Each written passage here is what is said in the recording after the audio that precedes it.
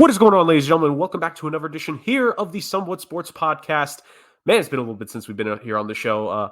Holidays, New Year, time off, Dame, building up his castle, the fort that he is in, Chris, and many other things like complex schedules. Yeah, this one's on me. It's kind of my fault on that one.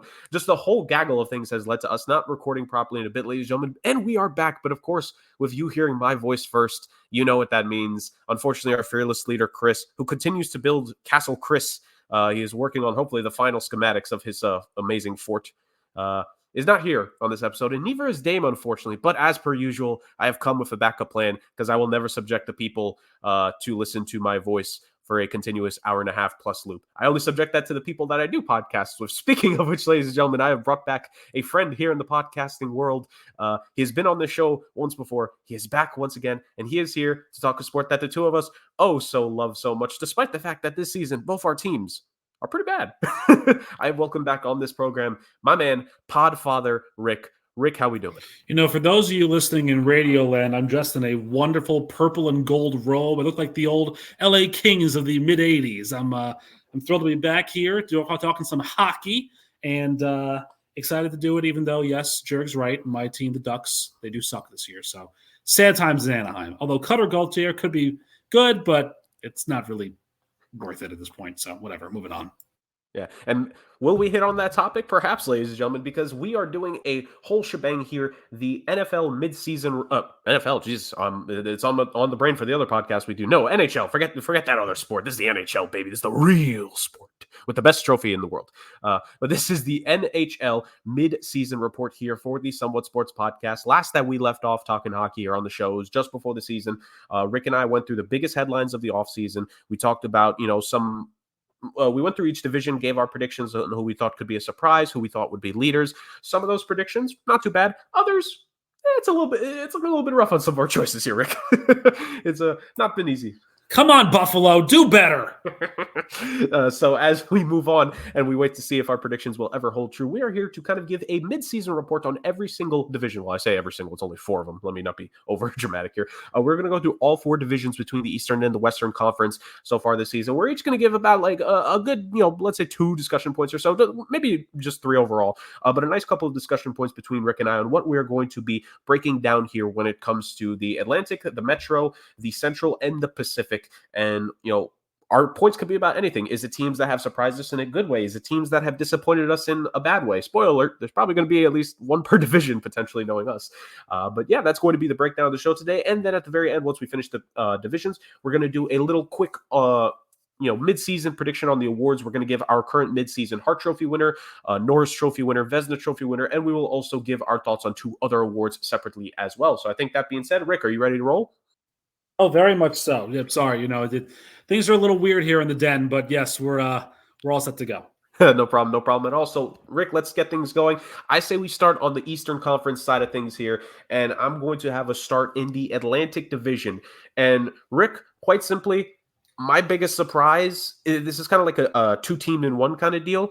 The fact that despite the injuries that both teams dealt with to start the season, and for one of these teams, the loss of retirements that they dealt with in the offseason, the Boston Bruins and the Florida Panthers are the top 2 teams in the Atlantic Division. Now, talent-wise, we knew both teams would be up there. But because of so many mitigating factors, we thought that this would be a down year for Boston compared to what last year was for them, a record-breaking season. And the Florida Panthers, who they went on that massive cup run, but they didn't have Brendan Montour and Eric Ekblad to start the season. I believe Matthew Tkachuk missed a good chunk of games as well. And the fact that the 2 of them are at the top of their division here, man, it goes to show the amazing coaching I think that Montgomery and Paul Maurice are doing in those 2 respective areas, and just the teams that have been constructed in Boston and Florida. It speaks volumes, you're right, because the Boston Bruins have really just not lost a step. I mean, this is still a team that I think has one of, if not the best goalie tandems in the National Hockey League.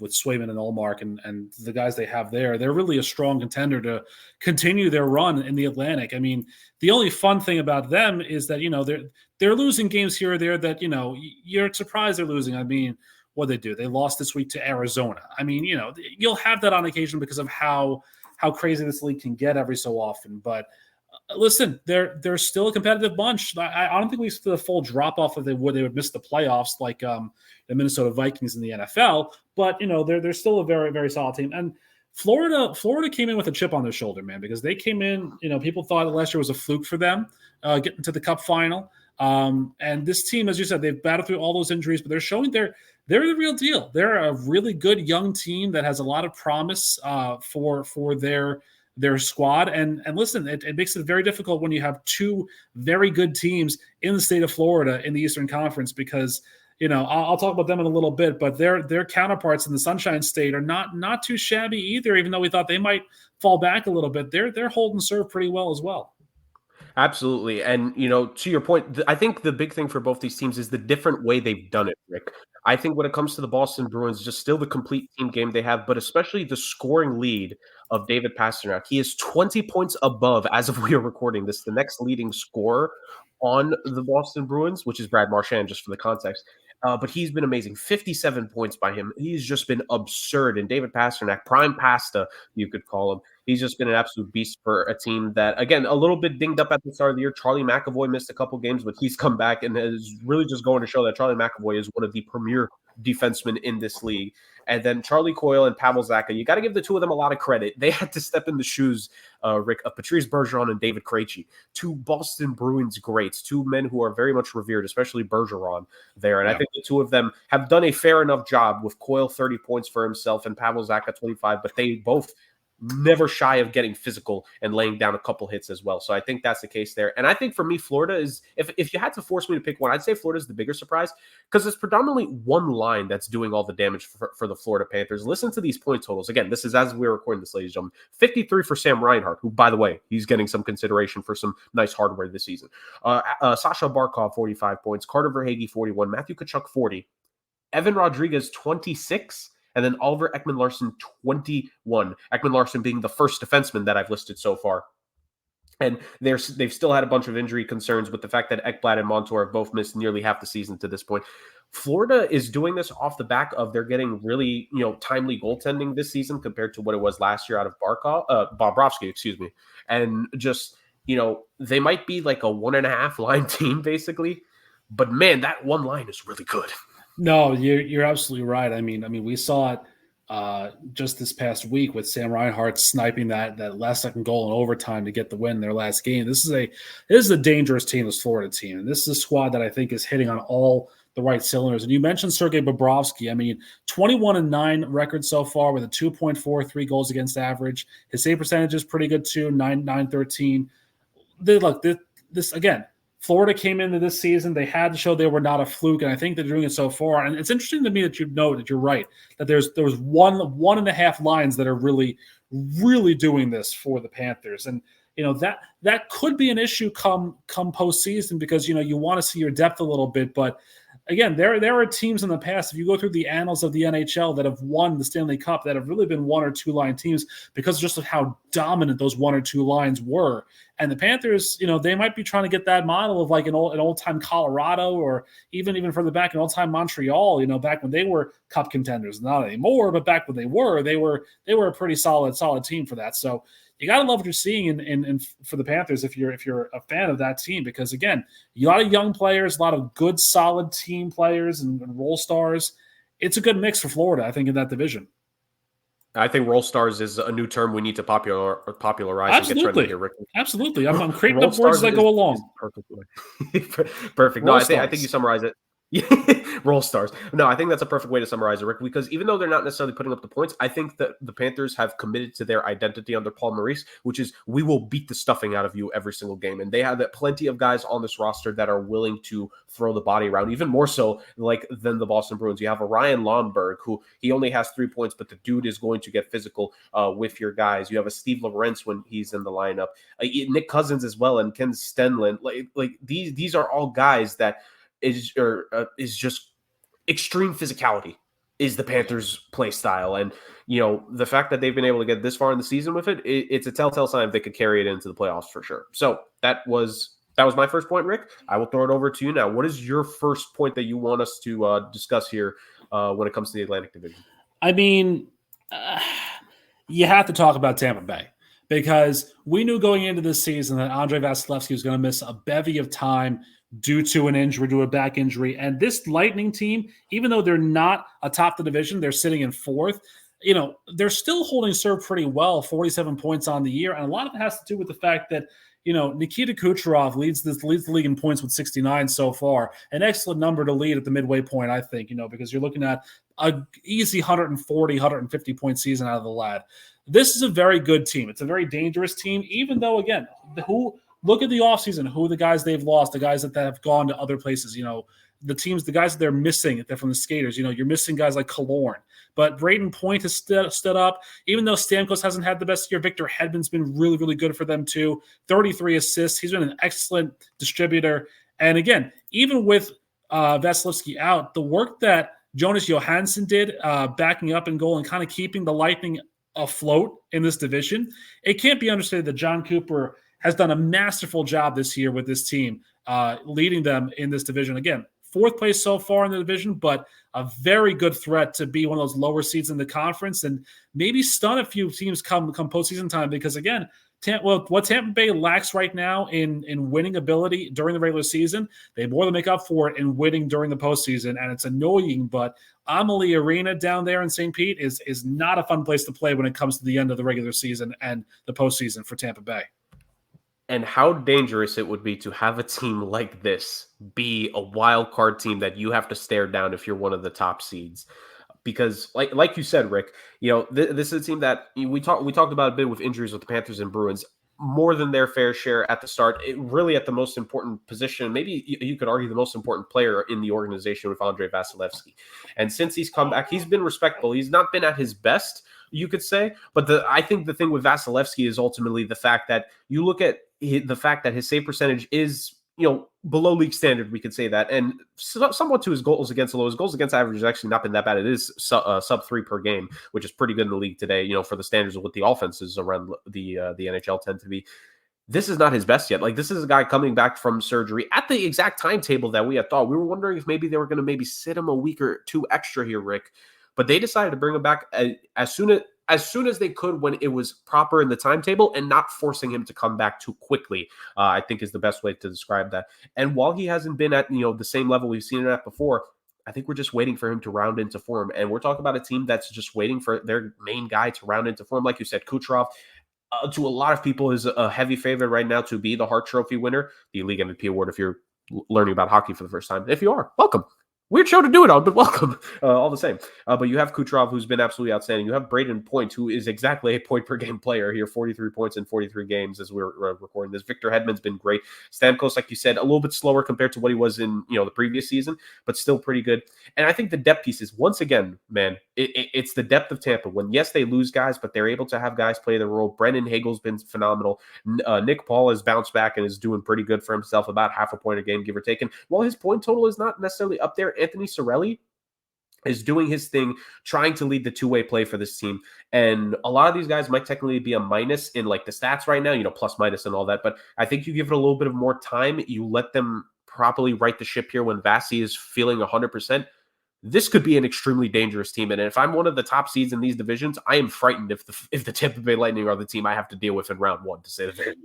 The thing with this too is that, we have to also talk about the fact that they just lost another star defenseman. Mikhail Sergachev is on long-term IR. He was put on there very recently. So, these guys that are behind him, Calvin DeHaan has to step up and kind of be a better defenseman. Hayden Fleury's got to be, a stronger player for them. So that could be an area where I would see them trying to maybe get a little bit stronger, because again, you're losing a guy who in 33 games, 17 assists, 19 total points. So he's been just as good as Hedman, if not better, in certain occasions. So, the injury bug is still there for Tampa Bay, but again, it's more along the lines of how in the world is this team not lower in points than they currently are? Because again, when you have weapons like Kucherov and Stamkos that are there, it's just showing that this is a dangerous franchise that's building the right way. And again, with Vasilevsky back now, they have maybe just under 40 games left in their season. Don't be surprised if this team goes on a little bit of a run, because they're only 3 behind Toronto for third in their division. I know Boston and Florida are clear ahead by 10 and 9 respectively, but they can make some noise. Tampa-Toronto's becoming a fun rivalry in that division, and it could come down to those two teams again. Yeah, and, 3 behind Toronto for third, and also 1 behind the Islanders and the Flyers for just the second wildcard spot in the Eastern Conference as a whole. So this is certainly going to be interesting to see how Tampa comes up to the end of the season. Like you said, with the long-term injuries with Sergachev, depending on how long he's out, this team has thrived on weaponizing the cap at the trade deadline, getting the long-term IR when they need it, and then using it to acquire more guys. And I am more than willing to believe that management would be willing to do one more trade this time around to see if they could squeeze a little bit more out of this roster, and this will be for a future episode. We discuss this. What the future of this team will look like is very interesting, Rick, because they're still going to have to do some more salary cap gymnastics this summer. And could this be the final year of Steven Stamkos in Tampa Bay? Those are questions, very interesting questions that we will get into, but not necessarily here on this episode, to say the least. So, Rick, that was your first point. Do you want to add anything else, or shall we move on to just a little bit more Atlantic talk? Let's go ahead and move on for some more Atlantic talk. Yeah, this next one, Rick, and maybe you could pair it with, because I'm sure this is going to be one of your points. I think it's safe to say there are 2 teams here that we're both disappointed in. This one for me, not because I picked them to necessarily be that high of a team, but they're performing so poorly compared to what you would have expected from them. But the Ottawa Senators are absolutely a travesty in the Eastern Conference this season. They are the worst team record-wise, 0 overtime losses as well. So this team, they can't get to OT to get that extra point. They just keep losing in regulation. They lead the East in regulation losses at 23. And I believe if you look across the league as a whole, there's 3 teams worse than them, and all of them are over in the Western Conference. So this is easily the bottom of the barrel in the East. But when you look at the talent of this Ottawa Senators team, there's no reason whatsoever that they should be this bad just on a talent perspective. It's Claude Giroux, who's performing at a close to point per game. Tim Stützle, close to point per game. Brady Tkachuk doing his two-way play. Jacob Chychrun is back and has performed relatively well. You got to give him credit for in this season. But, man, it's just a complete, once again, dropping of the ball by the goaltending of this team. Both goalies have struggled, below league average in terms of goals against, below league average in terms of save percentage. Neither of them are above an 890 in terms of save percentage to this point of the season. And the Ottawa Senators, again, I'm not saying this because I had the highest of high expectations of them. I thought that maybe they should be at least competing for the wild card going into this season.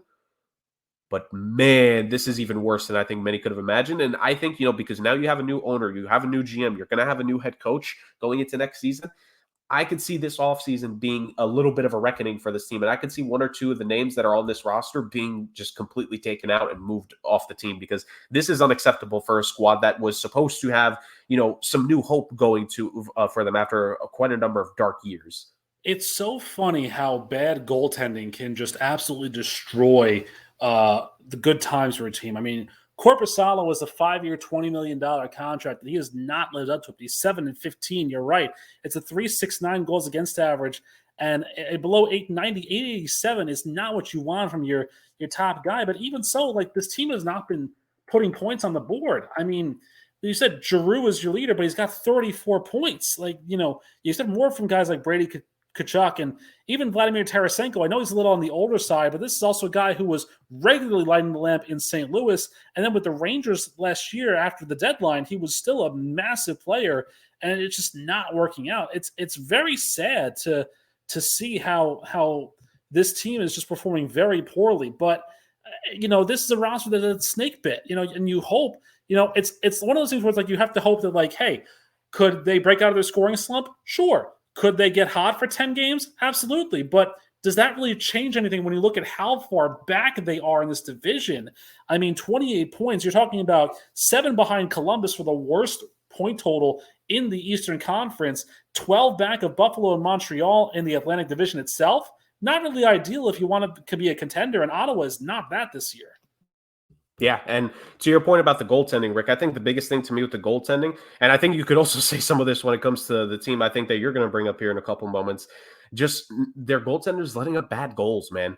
And look, when we list the save percentage and the goals against average, there are certain instances where maybe a goalie's stats are a lot worse than what we might think they are just on the surface. But I think this is firmly a case where the stats reflect how bad the play is that these guys are not making saves. They're not stopping pucks on a consistent basis. Look, is this the greatest Ottawa Senators defense? No, we firmly understand that this is not a, defensively orientated team that is doing this. But at the end of the day, for both of these guys to be that bad, that's the thing. Usually in some of these circumstances, one of the goalies can outplay the other. Neither of them are doing that whatsoever.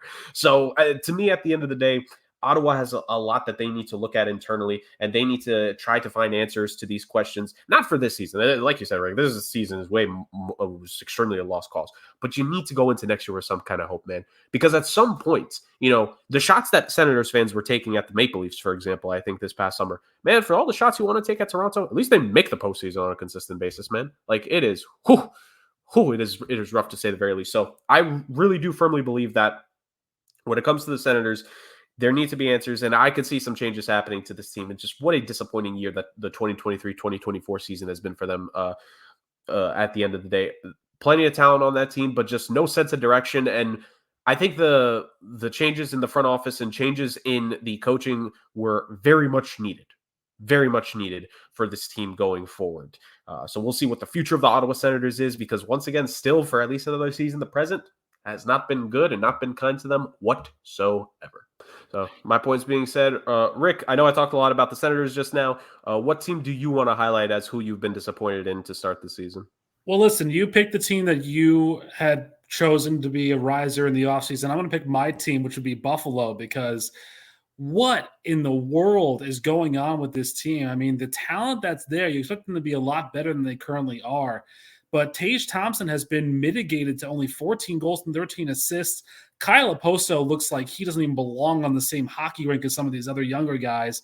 And even though Rasmus Dahlin's been pretty good and they've had other point scorers, Middlestat's been an excellent player for them, it just hasn't been the same way. It's somehow they have 40 points, which is interesting because their top scorer at 35 is nearly the same as the Senators, who are a lot worse than them. And their goalie play has just been really suspect. I mean, it's been surprising because you think that Buffalo is a young team that could take the next step, but something you mentioned in the offseason, with Luukkonen and Levi only getting 17 wins so far in their 39 games that they've been in the net, it's not fun for Buffalo fans. It really isn't. You expected a lot better from this team, and they're just not performing on a high enough level to compete with the top four, and even Detroit being the fifth. They're not even competing at all with any of those teams.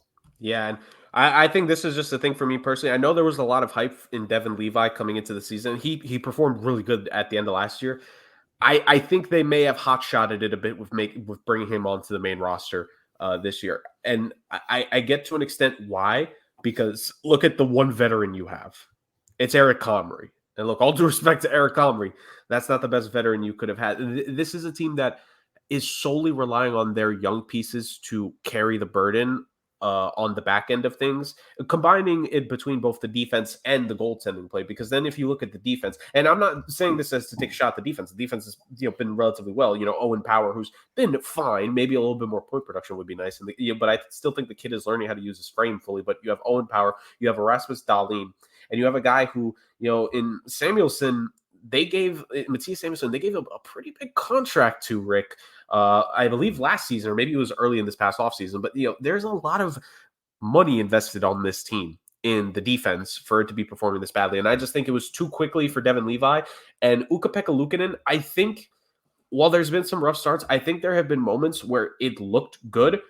But I think for me, the big thing is that there was no high quality, again, I'm sorry, Eric Comrie, but no high quality goalie brought in, or at least higher quality compared to a rookie in Levi. And hard to necessarily say Ukko-Pekka Luukkonen is like a definitive rookie. It's so weird because you know this, Rick, like guys will come in for a few games and that's it for the season. Then they'll have a few more games. Like that's the case with Luukkonen, but two extremely young guys who haven't had enough time yet in the league. So that was my biggest thing when it came to Buffalo.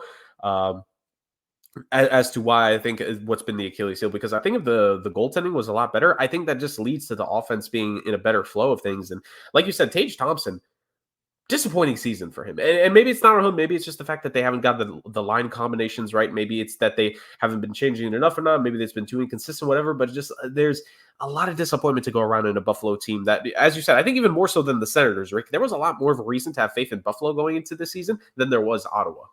It's not even that, too. I mean, Thompson's been a problem for the team. But look, Jeff Skinner has, I think, hit a wall. I mean, I know he's third on the team in points, but this is a guy who came over from Carolina who really was supposed to be kind of another big piece around with Tage Thompson and Alex Tuck, and it just hasn't been the case. I mean, again, how do you say that a guy who leads the team in goals is, past his prime or hit the wall? 17 goals in 38 games. That's not ideal for a Buffalo team that you want to be high powered, you want to be scoring more goals, and only 127 and 42. That's not really going to get the job done when you're facing teams that have better goal differentials. The Sabres goal differential is minus 15. That's second worst in their division, only bested by or worst by Montreal, who is minus 28. And again, even the Canadians are fighting at 40 points. So, if you're Buffalo's fans or Buffalo's executives, you wanted better from this team than what you've seen this year, and it just hasn't happened for them at all. Yeah, absolutely. I think I said this about Ottawa. It could be a somewhat similar thing to Buffalo, where you might just need to tinker around with this roster and move a part or two that is just not working out if you feel so. But I think, at least for me, again, future episodes will inquire more discussion on this. Goaltending needs to be number one thing that they go at. Even if Devin Levi, and I'm not signing off the Devin Levi thing. Of course, he's the goalie of the future, but there needs to be some veteran support in there right now. I think it was, and it wasn't him making this decision. I think with Buffalo, they tried to be like, it's Icarus going into the sun, Rick, and not listening to better wisdom. And the Rays have melted the feathers off of their young goalies, and now this team is falling, and it's going to be a very rough bottom, very rough impact when they hit the bottom if they don't improve. You with the ancient Greek metaphors, I gotta say, for as long as I've known you, it's either been ancient Greece or it's been Kublai Khan or Genghis Khan or whatever. You got your history there pretty locked in. So I appreciate that as a history minor and someone who wanted to be a history teacher at one point in my life. I appreciate that. That's ironically the both of us, Rick, because when I was in middle school, I wanted to be a history teacher. I wanted to do that so badly. And then 14 happened. And then I wanted to get into sports, and then it's led us to this exact point where we were doing this podcast at this moment. That's a butterfly effect to one day go into for ourselves, ladies and gentlemen. But regardless of that, plenty we've talked about at the Atlantic so far. Rick, I'm pretty set. I think we could potentially move on unless there's one last point you want to hit on in this division. Nah, I'm good. I mean, the other teams, if they're not spoken about, there's a reason why they're not spoken about. So let's move on. Exactly. Be more entertaining, dang it, and then we'll talk about you.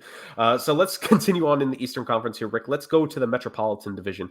And what there is to say about the Metropolitan Division. I think let's continue to talk about a team, Rick, that's had some goaltending issues, but it hasn't affected their record necessarily. Rick, I'm trying to make sense of things. They're second in the division, but they've had some rough goaltending here for the most part. At one point, they had to, put Eddie Ranta on waivers in the minors before bringing him back up due to injury. The Carolina Hurricanes. What the heck is happening with this team? One of the best defenses and goaltending for, let's say, the last 2-3 seasons has not been the case this year, at least in the goaltending front, Rick. But, what do you think about the Hurricanes? I mean, this is a team that's just rising from the death, right? Because, I mean, this division to start the year was all about somebody other than the Carolina Hurricanes. It was all about the Rangers. And the Hurricanes have just reminded everybody that, we're here too. The problem that I think with Carolina is that they may be too one-person heavy, because the leader in points, goals, and assists is Sebastian Aho, and he's so far ahead in points, like there's no good second person behind him. I mean, Jarvis has 31 points, Bunting's got 27, so does Svechnikov, but Aho's got 47 points. He's basically been the star of this team. The problem is, though, if you can neutralize him, who else does Carolina have? I mean, look, like you said, their goalie tending has been really good. Kvechkov has been a nice surprise, or Kochetkov, rather, it's been a nice surprise. Ranta's, been fighting through everything. And they've got Ducks cast off Freddie Anderson. Great, good for them. So, it's one of those things where it's just they know how to win. They know how to be a good enough team, but let me tell you something. I talked about Jeff Skinner. Jordan Stahl has just lost it. I mean, he is not the same guy he was back when he was dominating the league. I mean, only 5 goals this season in 41 games. Jesper Fast hasn't been a star for them. Brady Shea's been pretty good, So their defense has really kind of helped them out in the offensive side of the rink. But this is the team that I think, we could see them fall off a little bit, because I don't know if this team is worth or has the ability to kind of consistently maintain their presence. They're only 3 points back of the Rangers, but they look like they're a team that's really focused on, like I said, on Sebastian Aho, and that's pretty much it. Yeah, and I think the thing with Carolina is, like, for the last couple of years, they've definitively had an identity. And I don't necessarily think they've gone from it yet, but I think, like you said, there have been some inconsistencies with this team. And again, you look at the defense of the squad, I still believe that the Carolina Hurricanes have one of, if not maybe the best all-around blue lines in this league. When you look at Jacob Slavin and Brett Pesce, two great defensive stalwarts there, you look at a Dmitry Orlov, who has probably underperformed a little bit compared to what you wanted, only 15 points in 41 games on the big short-term contract that they signed him to in this past offseason. But you have Burns, and you mentioned Brady Shea, who is the leading point getter from the blue line so far.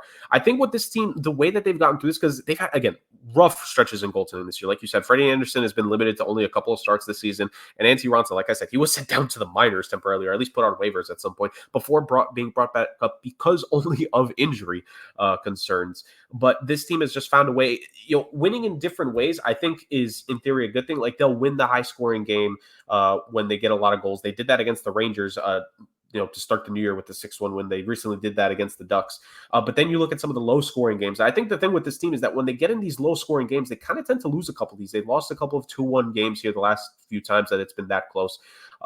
They lost to the Penguins as an example of that. They lost to the Winnipeg Jets back last month. These are just a couple notable losses that it's not obviously not season killing. They're second in the division. I'm not, ring the alarm here necessarily, but this is a team that kind of needs to find a little bit more consistency in their lineup, like you said. And maybe part of it is the fact that, Svechnikov, he missed more time than anyone else on this team so far, but he's playing at a point per game pace. Maybe once the numbers go up a little bit in terms of games played, maybe we start to see things evening out for this team depth-wise. And I think you'll very firmly see the Carolina Hurricanes team that we've all been accustomed to the last couple of years. Still strong, again, second in the division, but not exactly the team that made the conference finals last year, that has threatened to go on deep playoff runs over the last, half decade at this point. And I just want to give a shout out. Seb Jarvis on pace for his career high in points. He's going to potentially eclipse 60 if his points per game pace continues, or if his current points pace continues, not points per game. And then Michael Bunting, on track for well over 50 points this season with this team. And he's been revitalized on this Carolina Hurricanes team. A lot of ill will and a lot of ill thoughts about him at the end of his tenure with the Leafs. Kid's looking pretty good in Carolina, and he fit that system like a glove, and it's not a surprise when you have Rod Brind'Amour, one of the best head coaches in the league, Rick. So if you have any last thoughts about Carolina, you could say them, and then let's move on to your first thoughts about this division. I will say, too, the way to beat Carolina is to play a clean game, which is next to impossible in the NHL, because this is the team that is just deadly on the power play. I mean, 40 power play goals this season as a team, 73 total power play assists. You're talking about 113 total power play points. If you're playing this team, you got to stay perfect, because otherwise they are going to make you pay on the advantage. I mean, and you mentioned Jarvis. His 8 of his 15 goals are on the power play, so he's a guy who can snipe it at any point. The first team I want to talk about is a New York team, but it's not the team I was mentioning before.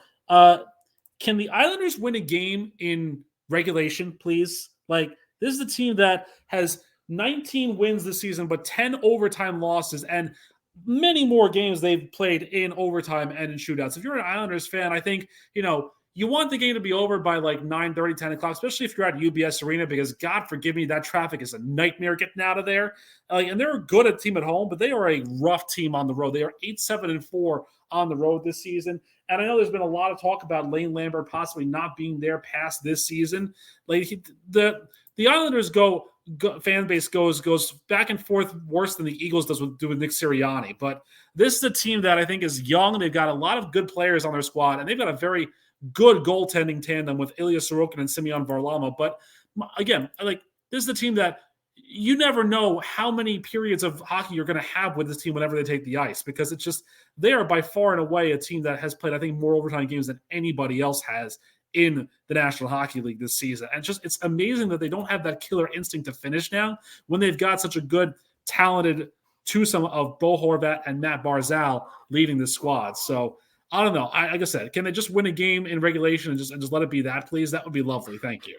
Yeah, like you're saying, the only team that has hit double-digit losses when it comes to overtime so far. And if you include the fact that there have been 5 other games that they have played and won that have also at least gone into overtime and the shootout, you're playing a lot of extra periods with this team. And you almost have to wonder if that's taking an effect because Ilya Sorokin, like you said, one of the premier goaltenders in this league, phenomenal. Not the same numbers that he has put up in seasons past. And maybe you almost have to wonder if the extended stretches out there are taking its toll on him, to say the very least. Still very good goaltending at the end of the day. And if there's still one guy that they want in the net consistently, it's Ilya Sorokin. This is the guy who even years ago when he was the backup took that starting job from Varlamov and never looked back. But like you said, I think the thing with the Islanders is that even though it seems on paper they have this a little bit more in years past, especially compared to last year, I think this team is still hoping for more offense because despite the fact that they are third in the division, like you mentioned, Rick, when it comes to the goals for per game, they're comfortably behind both the other New York team, the Rangers, and the Carolina Hurricanes at this moment. But they're also below the New Jersey Devils in terms of goals scored, and the Devils are just 3 points behind them in the standings with 2 games in hand, by the way. And a team that it depends on the second half of the year that they could have. They're only 3 goals. They only have scored three more goals this season than Pittsburgh. And they only have 1 more goal scored than, and I'm not saying this team is turning for a playoff spot, the Columbus Blue Jackets. that's not easy. So I think it's more of a consistency of, you mentioned the names there. You mentioned Horvat. You mentioned Barzal. I think Noah Dobson, who's put forth a Norris Trophy caliber campaign easily for this team. Brock Nelson as well with some pretty good performances.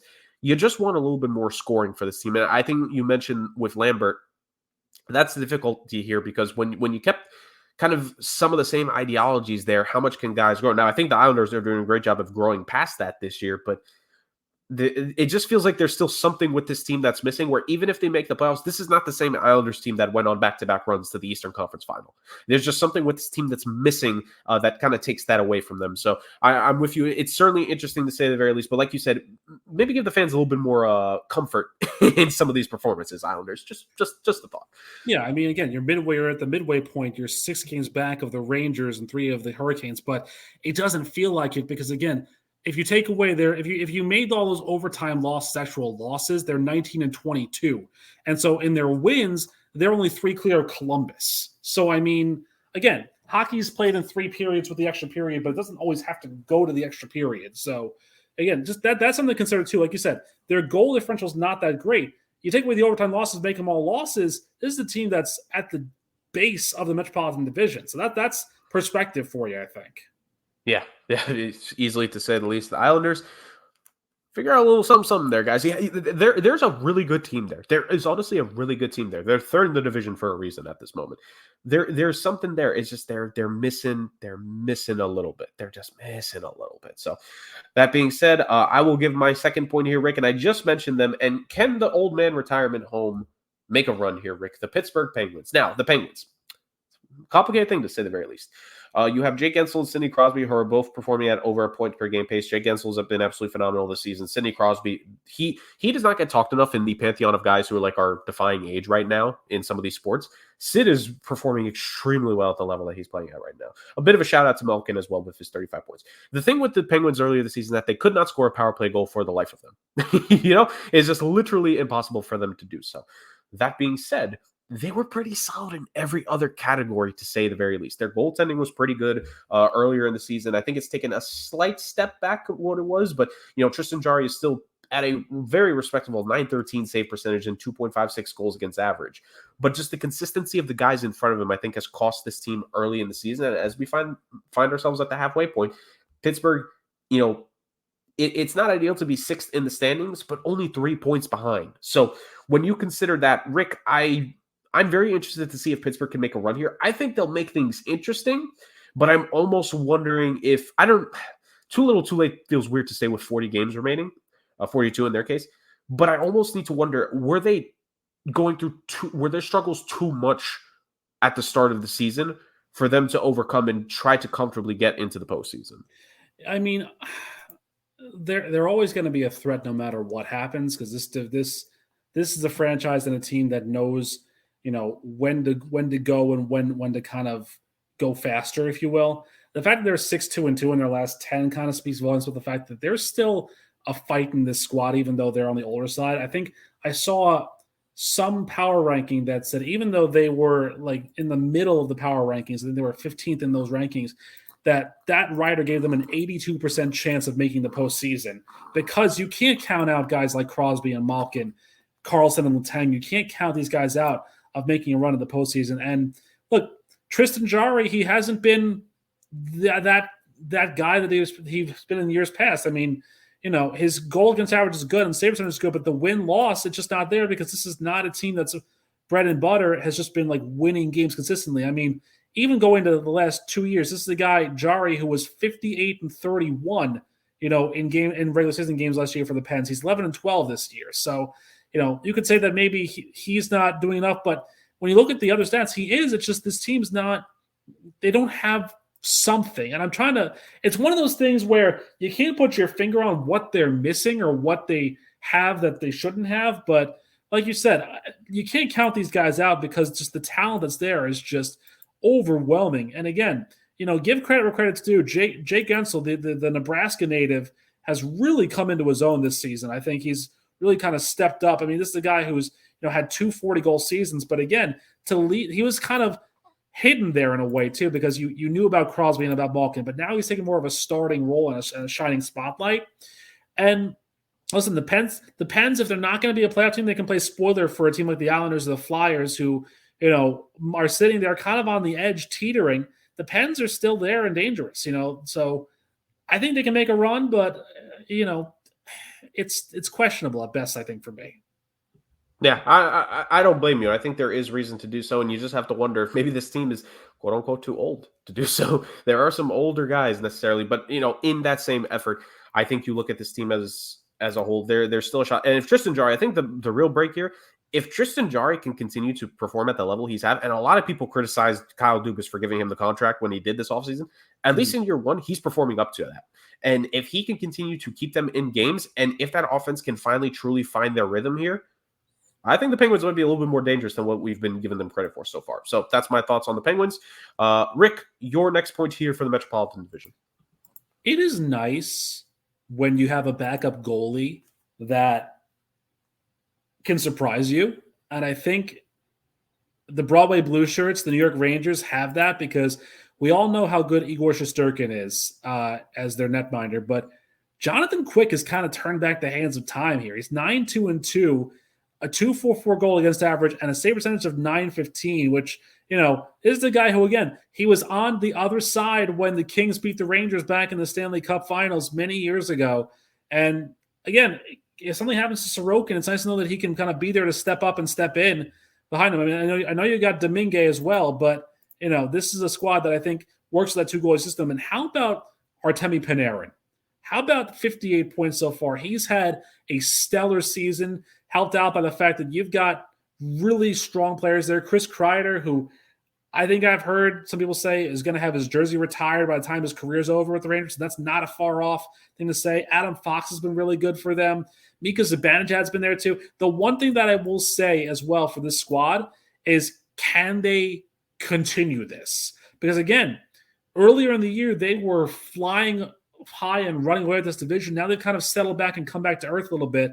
You got 42 games to go, and Carolina's right there on the doorstep. And if you start to stumble a little bit further, the Devils could make a run. The Flyers are right there too. So if I'm the Rangers, it's all about keeping going and trying to just keep the point total, keep the wins going, not stumbling in any bad games that they have coming up, because it's an exciting time. You look at their schedule, this is a team that's had some rough losses here or there, but if they can figure things out and keep going, this could be a sneaky surprise team come playoff time. And it's hard to say that when they could win their division, but I don't think you expected them to be this good this quickly, and they're doing really well so far, I think. Yeah, and I think the big thing for the Rangers, Rick, when I look at them, you mentioned one of the big reasons, Jonathan Quick instead of Shesterkin, where last season it looked like Jonathan Quick was done. He was finished, but he's just somehow been revitalized. And another older guy that they added in the offseason, who now he's not taking on as big of a role. He just has to fill in for this team and be a supporting piece, Blake Wheeler. I think the decisions over this past offseason that they made to kind of supplement the pieces on this team with just steady and stable guys, Eric Gustafsson as well. Let's give him a shout out with 20 points for this team from the blue line. those pieces have helped just, the main guys, like you said, Panarin, phenomenal pace this season. Not getting talked about enough, I think, when it comes to the Hart conversation with the point pace he's at. But Trocheck and Zibanejad both being steady. Chris Kreider will just tip everything in front of the net or just body check you. Same with, Jacob Trouba in the body checking part. And in spurts this season, in quick spurts, we've seen Alexis Lafreniere kind of show the flashes of the potential that we saw him coming into his draft year. And Adam Fox only played 30 games this season, but 26 points. This is a team that I think, you mentioned they've kind of slowed down to what they were at the torrent start of the season, but I still think the best is yet to come for the Rangers. But this is absolutely a team that people need to watch. Like, we said this about a couple teams, but I think the Rangers specifically, this is a formula that Rangers fans have been waiting for, that they could finally not just make the Cup final. They've done that once within the last decade. Maybe win it. This Rangers team has the look to be able to do that. You know what I forgot about, and this is just me being, probably bad at my job, obviously, but you know what I forgot? Alexis Lafreniere was a number 1 overall pick. He was. And it's funny because you look in this division and Sidney Crosby is the number 1 overall pick, and obviously, the legend that he is. And, there's more number 1 overall picks in this division as well, but Lafreniere's kind of been like that role player, that Robin in the Band of Brothers, if you will. So, it's nice to kind of see him get his colors and really shine, because when you're in the same division as Crosby and Ovechkin, you're always going to be talked about as the 3rd best number 1 overall pick. Yep. Or even less, because there's a couple other top overall picks in this one as well, Rick, when you look at the New Jersey Devils and you have a Jack Hughes and a Nico Hischier as well. There's a couple top picks in on that team as well. Oh, yeah. Yeah. So we do need to move on to the Western Conference, but I do just want to give credence to the New Jersey Devils. New Jersey, we're not ignoring you here on purpose. It's just time perspective. But the Devils have been pretty good this season. I think we could kind of compare them maybe to the conversation we had when it comes to Tampa Bay over in the Atlantic, to where there's been some injury issues on this team. Jack Hughes, him going down, he's missed double-digit games for the Devils so far. Play in net has not been the cleanest necessarily, not to the same level that it was last season when this team made their surprise run and made it to the second round. But slowly but surely, the Devils are getting back into form. And I think if the goaltending just takes that little bit of an extra step here, Rick, for them, and when Jack Hughes is really back in feeling like himself once again, he's week to week as of now, but he's not expected to miss. I shouldn't say too much longer. He's not expected to miss a whole other month. When he's back in the fold and you could put him back on this team that's just pretty well constructed and pretty well built, the Devils could be coming back to scare some teams here as we go into the second half of the season. So just want to say that. And last thought about the Metro here, Rick. Ovechkin, Capitals, please help him score more. We need to see the record broken. Come on. That's a situation where you build it around one guy, and look, he can't do it all. But he should, because he could probably be a better goalie than Darcy Kemper at this point. Probably. But no, I think at this point, all the Capitals is just us hoping that Ovechkin can, just get back on pace. He was saddled at 5 goals for a really long time. He's up at 8, which is kind of weird to say for him. And we'll see if in the second half of the year, if he could go back, if he could get up to 30 goals to end the season, Rick, I think there's a fair shot that he still has the goal record like in his sight. But if he isn't able to, like if he barely breaks 20, I don't know. It's going to be rough. It's going to be rough to see if he can break it. Yeah, it's going to be a challenge, I think, if he doesn't really push the pace here. But again, this Washington team needs to really help him kind of get better at that. And right now, it's just not there. I mean, this is a squad that is struggling. But yeah, you'd love to see it. You really would, because I think seeing a goal record in our lifetime would be wonderful. But hopefully for the Capitals, they can manage and muster a little bit more here and there. You want to see that timeless Ovechkin back again. Exactly. All right. So from a team that's struggling, let's go to a team in the Western Conference here, Rick, in the Central Division that is not struggling. Not just top of the division, top of the Western Conference standings, top of the league in points as of this moment we're recording. First team to break the 60-point barrier, the Winnipeg Jets. This team was out in round 1 last year. Rick, this team has struggled with locker room issues the last couple of off seasons, where Blake Wheeler was a problem. Mark Scheifele, it was consideration of he didn't know what his future was and if he was going to be there for the long term, and just things were not looking good in Winnipeg. Right? and guys didn't want to be there. Patrick Laine wanted out, and then Pierre-Luc Dubois wanted out, and just so many different things that this team has had to go through over the last couple of seasons. But is it all finally worth it? Because they are at the top of things right now. They're looking pretty good. There were a lot of questions when they give Scheifele and Hellebuyck the matching 8-year extensions this past summer of really, a lot of people didn't think they'd go that way. They're here now, and they are at the top of the division, Rick. I got to say, a bit of a surprise. I did not expect them to be up there with Colorado and Dallas at the top of the Central. Winnipeg's looking really good.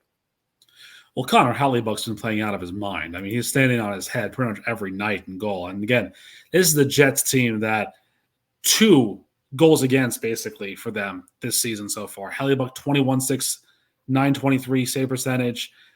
And you mentioned it. Scheifele's been a solid player, but this is also a team that, you liken it to like, you want to say there's like maybe 1 or 2 guys that go over 40 points or whatnot in this season, like at this point. But the fact that there's like, I'm looking at the numbers so far, and there's 8 different guys who are over 20 points, and Velarde's on the doorstep at 19.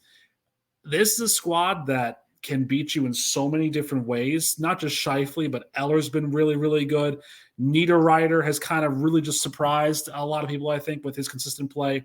And even on defense, I mean, this is a squad that, Josh Morrissey's been an excellent defenseman for them, kind of really come into his own this season, I think, for the squad. And again, he's been a Jet all his career.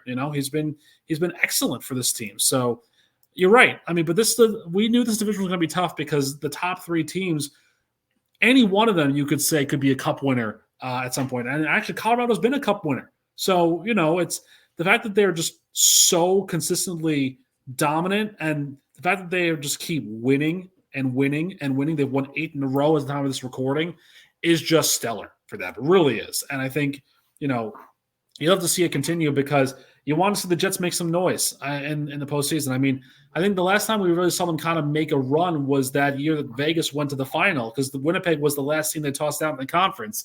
And a Winnipeg Jets team going to the Western Conference final, I know I have my druthers about Canadian teams winning the cup, but I wouldn't mind seeing Winnipeg win it, honestly. They're the one team that I'd be okay with winning the cup this year, to be honest.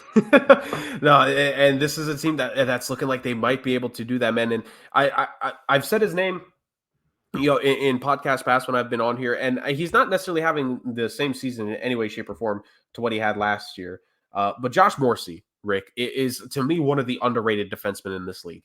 And I really love what he has provided for this team for so many years with the changes on the blue line that he's had to go through. This is a guy, when he was younger, saw the Dustin Byfuglien situation play out. This is a guy who saw his teammate Jacob Trouba ultimately get traded. This is a guy who has been there consistently for the blue line. He's really, in terms of both age, tenure in the league, and tenure with the team, the vet of that blue line has been phenomenal for the Winnipeg Jets here. And, him, the steadiness of Scheifele, like you said, Ehlers, 33 points now, finally being allowed to show the talent that we've known in him to have for so long after a couple of down years. He's projected to be back up there with nearly 70 points, but more towards like the 65, 66 range.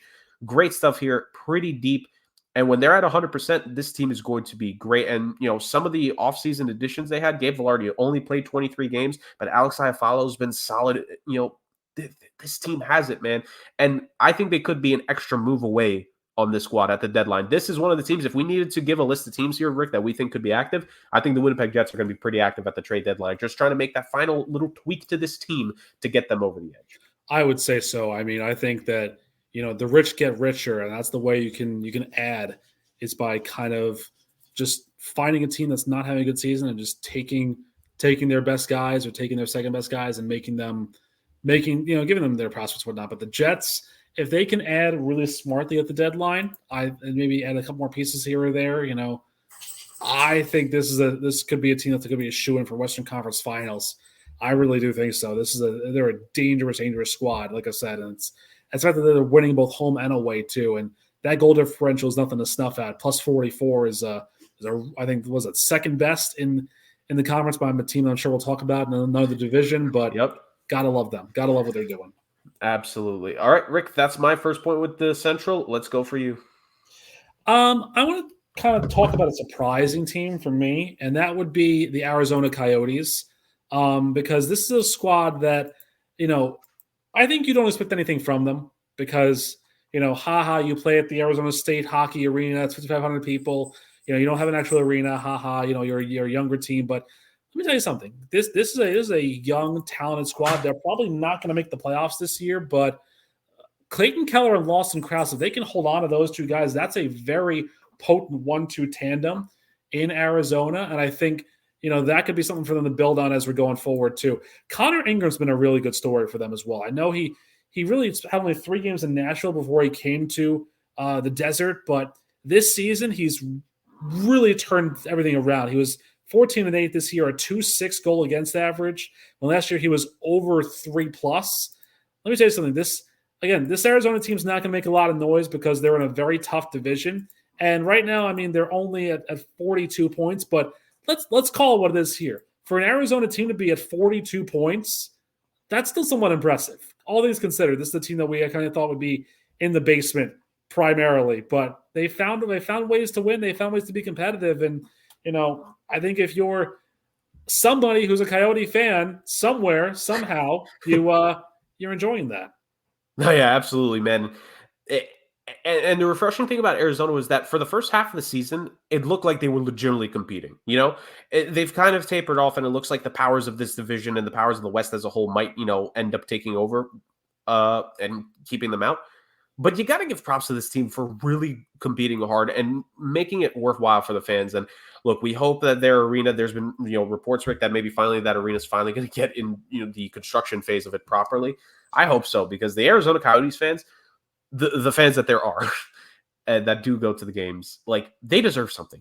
And you talk about deserving something. Clayton Keller's been good. Their depth pieces have been solid. Logan Cooley has shown some pretty good, flashes here and there. You would like to see a little bit more goal scoring from the kid, but 17 assists, pretty good. One of the guys who's teetering on the 20 assist mark on this team, solid. And then Sean Dursey, who they picked up in the offseason, kind of a cast off of the Kings, he's performed pretty well for them. I believe he's actually the leading blue liner for them scoring wise on this team. So if you're Arizona, probably going to be another season this year where you need to look at the roster and say, okay, who are we going to commit to keeping?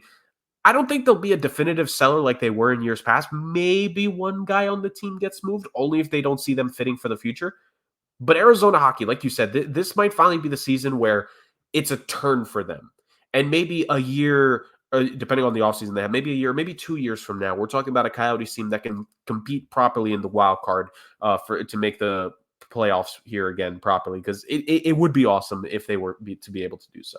Yeah, you kind of go back to the days of when they had Teppo Newman and Nikolai Habibulin and all those guys. When Shane Doan and Rick Tocchet were there, basically kind of lighten things up in the desert. You like to see that kind of thing start up, because again, it's a franchise that you might not be a fan of right away, but you look at them and you say, "Oh, I hope they do well." Like you kind of feel bad for them in some ways because of all the stuff they're going through, but they've got a lot of good young pieces, and like I said, their role players have been solid enough. So I think they're not there yet, but they're maybe a couple wins away, a couple seasons away from, as you said, really competing hard. Yep. I'm with you. I think so. And Arizona, you know what? Thank you for finally giving your fans something to cheer about, because there's some tough times. There's been a lot of tough times. Let's be real here. It almost comes in waves in different epochs here. Not even eras of struggles, just epochs here for the Arizona Coyotes and their fans. All right, moving on from them, let's go to the next point here. Rick, this is a team that they've threatened with postseason appearances the last couple of years. It's not looking good for them this year. It might surprise you that I'm actually talking about this team, but I do think they're worth speaking about, because the future of this club really intrigues me. The Minnesota Wild. This has been a solid team. They've made the playoffs a good number of times the last couple of years, and they give some tough series to the likes of the Dallas Stars, to the likes of the St. Louis Blues. They've challenged these teams in postseasons past, but it just does not look like, as of now, it's going to be a similar thing. They are towards the bottom of the division, second to last. It's been rough for them. They've lost 6 of their last 10. Rough goal differential, the second worst goal differential in this division. And there's a very substantial gap to who the worst goal differential in the division is. Thank you, Chicago. But in that same essence, just Minnesota does not look good this season. And this is a team that, we know of the cap crunch, Rick, because of the contract buyouts they had to do to Parise and Ryan Suter. And they still have to deal with that for, I want to say, maybe 2 more seasons, if I'm mistaken. I'll confirm that here in a moment. But a team that Kaprizov is at point a game, which is fine, but he's done better in the past. where Zuccarello is looking fine, but I really don't. I like Matt Zuccarello being at point per game. I don't know if he should be my second leading scorer. I don't know if that's a team I should be confident about in making any kind of postseason run. And just the goaltending has not been the same as last year. Philip Gustafsson, he's rebounded as of late, but there was a stretch there where he was not looking like he would live up to it. Fleury has been all right, has not been fantastic as he has shown in appearances past. It's looking like a rough year for the Minnesota Wild, and in a team that, Rick, is extremely cap strapped, is limited on what they could do. And the last couple of off seasons, they've lost some pieces. I think of Fiala 2 years ago, who they just had to let go. You have to wonder what the future of this team is looking like here, Rick. Yeah, I mean, it's interesting because, again, this is a squad that they have a couple good pieces here or there, but I think the reliance on Marc-Andre Fleury for them has kind of hurt them in a way because, I understand the whole – to me, this is kind of an Ovechkin light sort of situation where the idea of giving Fleury his flowers, pun intended, is all well and good, but – you're kind of wasting this year for the squad on a year where they're not really there. I mean, Eriksson Ek has been okay for them.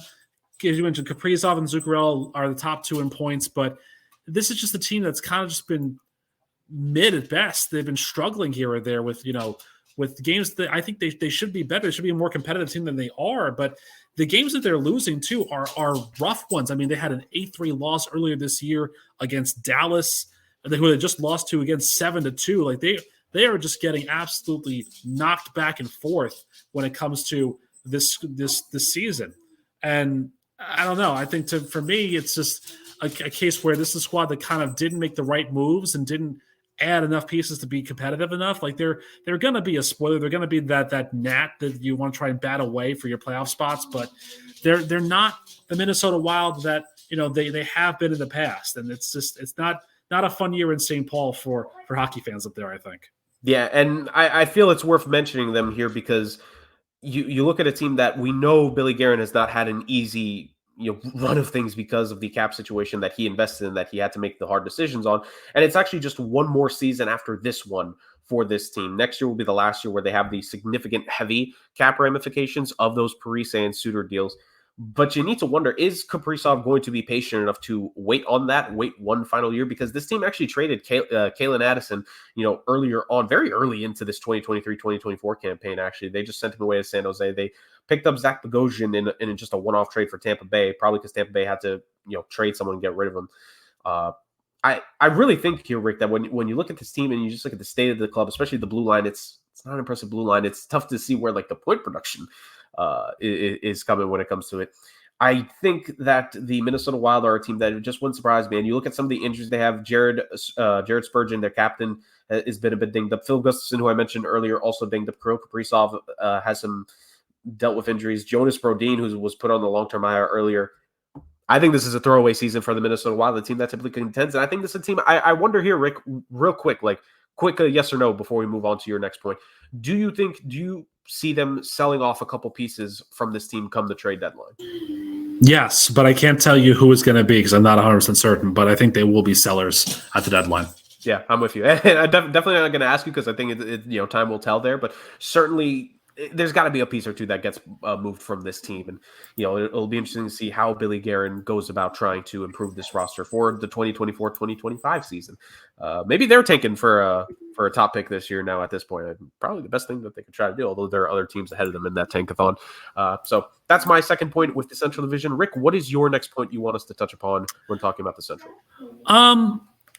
So when Dallas made their move this season, offseason rather, to pick up Matt Duchene, I think the ultimate goal was to kind of be better than they are, a little more competitive than they have been. I mean, they're third in the division. They're 7 points back of Winnipeg. They're a playoff caliber team, but it just feels like there's been not as much movement on their end. I think Jimmy Benn's kind of taken a step back here and there, and Tyler Seguin hasn't been as good as he usually is, but he's been better. And look, this is a team right now that's going through a little bit of a problem because they don't have their top goalie. Jake Ottinger is out for a little bit, so they relied on Scott Wedgwood, who's been good, but Scott Wedgwood's not going to get you a cup.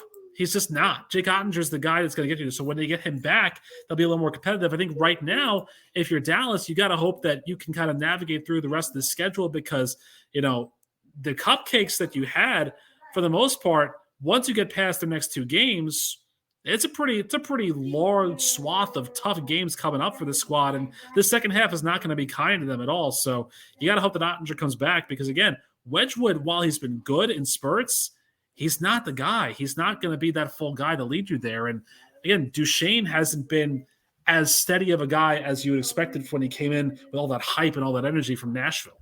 Yeah, and you look at the schedule that you mentioned. Your next game is against the Nashville Predators at the time we're recording this. That's most likely UC Saros is starting there. That's a divisional game, divisional opponent. They're going to play him tough.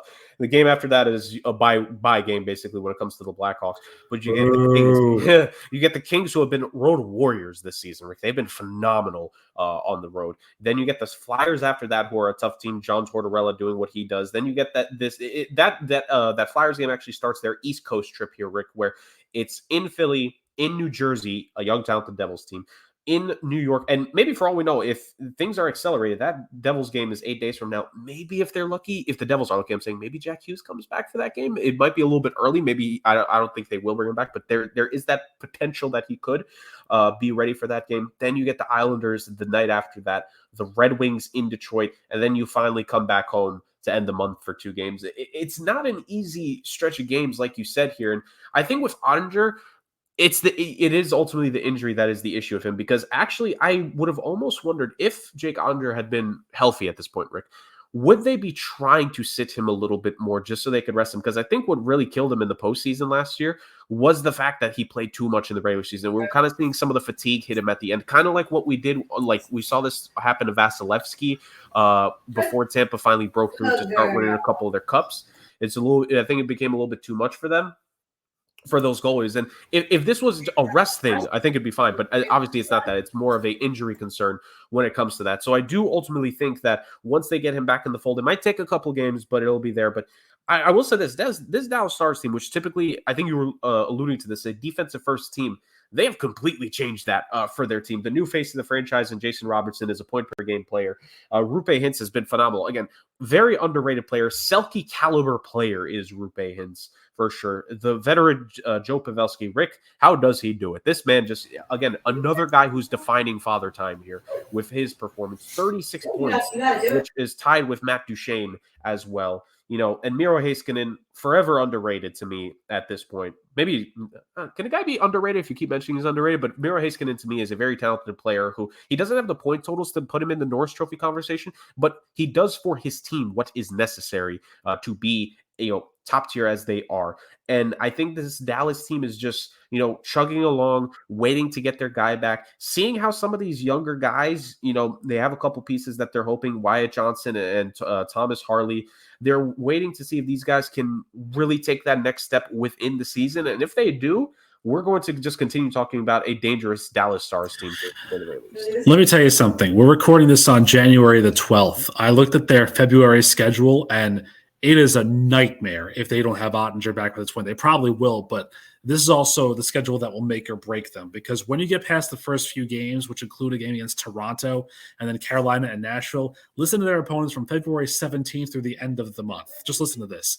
Home for Edmonton, at Boston, at the Rangers, at Ottawa, throw it out, at Carolina, home for the Islanders, at Colorado, and home for Winnipeg.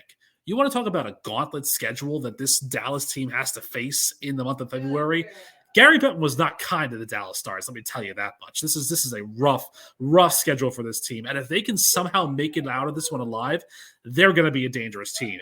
But if they fall off and it's a 2-horse race in the Central, this month of February will be the real reason why that happens to them.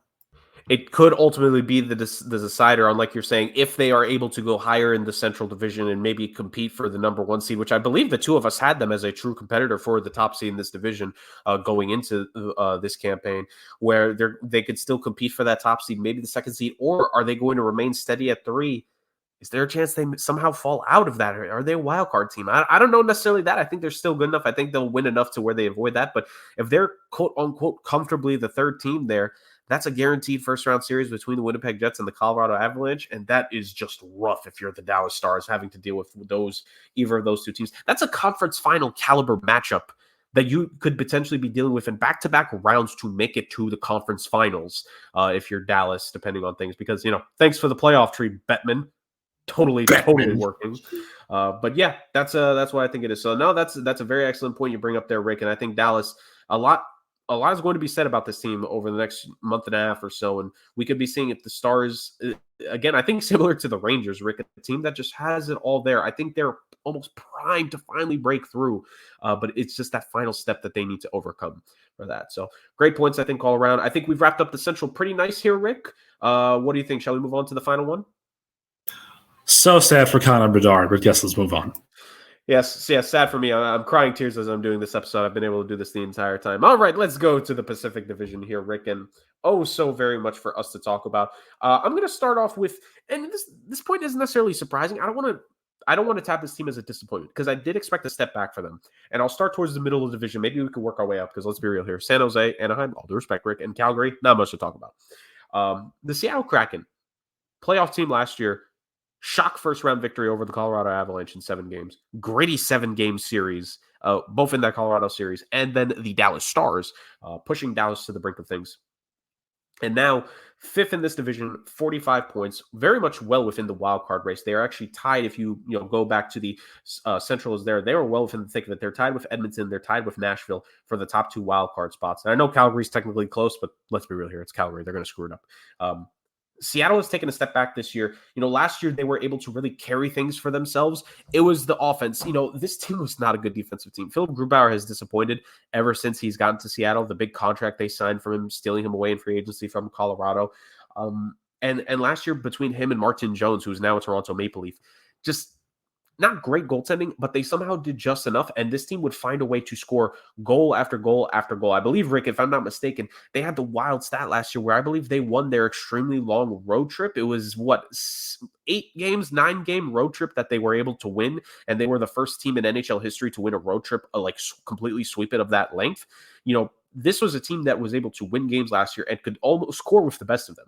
But that has not been the case this season. Their goal production has taken a significant step back, only 115. That's only better than 2 teams in the Pacific. And their goals against is, it's all right. It's not bad. I don't want to call it a disaster. 118, that's actually pretty close to the teams that they're competing against for the wild card. But that's right there. That's a big negative, where last year it was significantly the other way with their goal scoring.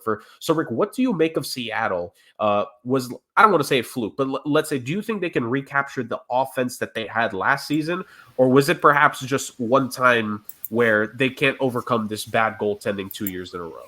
Well, they haven't had Jaden Schwartz for much of this season. I mean, I know he only had 40 points last year, but he was a pretty big difference maker for them last year. He's only played in 25 games so far. So now that he's kind of fully back in the fold, we'll see if that can kind of lead them along. The Kraken are a weird team, man. Like, they lost their first 4 games of the season. Then they went on this run from the Friday before Thanksgiving through December 10th, where they lost 8 in a row. Now they've won 8 in a row. So I don't know what to make of the Seattle Kraken, I'll be honest with you.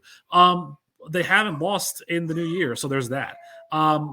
My thing is that if I'm looking at this team, I think you look at Vince Dunn and Oliver Bjorkstrand as your main stars, but you've also lost out on Grubauer. He has not been the same goalie that he was last year, and luckily for them, they found a guy to kind of replace him in Joey Decord, who has been excellent this season. But again, can you rely on that? Because this is a 7th-round pick who was in Ottawa for much of his early season. So I don't know. I mean, I think the Kraken are shuffling through right now, but I think they'll be okay because there's still plenty of time for them to go. And I mean, I know that the Kings and the Oilers have 3 games in hand on them, but I look at this team now and I say that if they're at full strength, they can still be a surprising team because Dave Haxtell's got them on a really good bender at the moment. Like I said, 8 wins in a row, I think it is. It's interesting. I mean, again, Edmonton's won 9 in a row, so right above them, they're going with them. But at the same time, give the Kraken a little bit of time. They've got a decent stretch coming up. They got 3 games on the East Coast and against Columbus, Pittsburgh, and the Rangers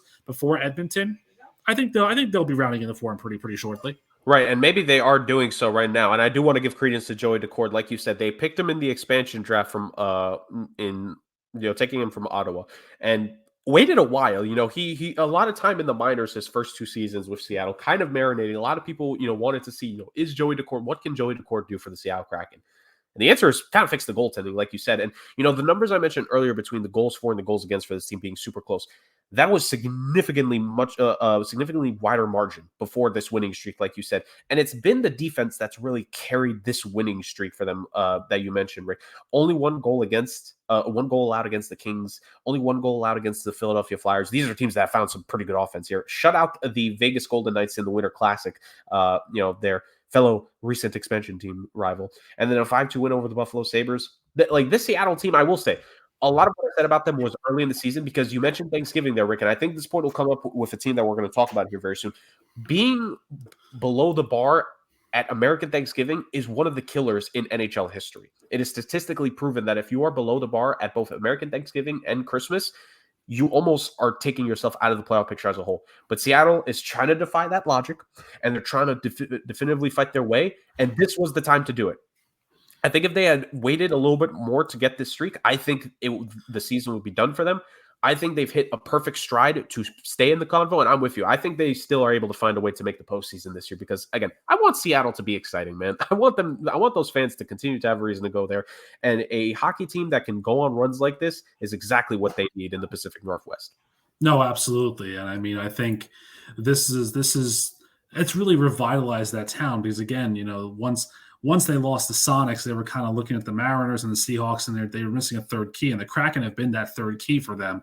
And you're right; it's better when the Kraken are doing it. I mean, you saw how T-Mobile Park was rocking for the Winter Classic for that game. It was an incredible atmosphere. So yeah, I think you got to give them the chance to potentially shine. And again, they're in a tough division too because I think the teams that are above them have been very good and it's one of those things where it's just you're waiting for somebody to drop off or somebody to kind of come back to earth a little bit here, maybe.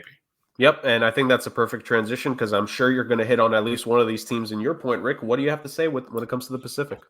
Well, I did want to say that I feel bad for San Jose, but you're right. There's no reason to talk about them at all for any particular reason whatsoever. So, do we feel that Edmonton's a bit of a disappointment this year because they haven't?